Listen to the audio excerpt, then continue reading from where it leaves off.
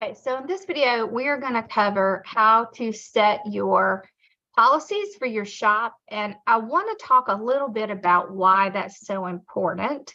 So it's really important that you have policies in place in your shop because, for one, Etsy does require them. And for the second, it's going to protect you in situations where your customers are going to want a refund, and it might be something that's custom made, and so you just need to protect yourself to make sure that you have policies in place so that that customer cannot dispute the fact that they accepted those policies and that you do not, or you do accept refunds. So we're going to go over that. And then I want to also speak a little bit about digital products.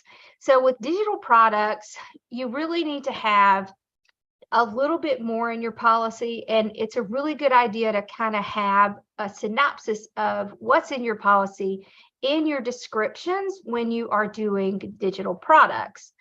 So I'm going to put some examples of the digital products policy, kind of a general guideline of what you will need.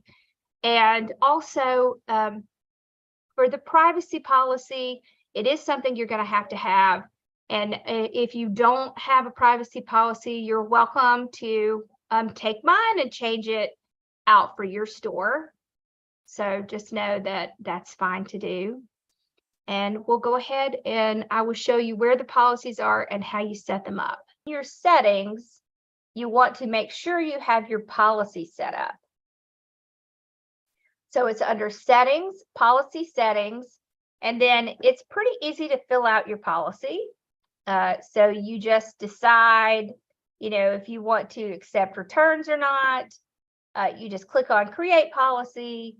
You tell them whether you're going to take returns or exchanges, how quickly they need to contact you, and then this is the conditions, and then you just hit save and apply. Okay, so these are kind of preset policies that Etsy has in place. So there's also a preset policy for digital items, and so Etsy sets that. So for cancellations, you just come in here and you can just type whatever your cancellation policy is. For a privacy policy, every shop should have a privacy policy. You can kind of look at other stores' privacy policies to kind of get an idea of what it needs to say. You are welcome to copy what ours says and just kind of change it out. For your company, we actually had it done by a attorney. So you're welcome to use ours.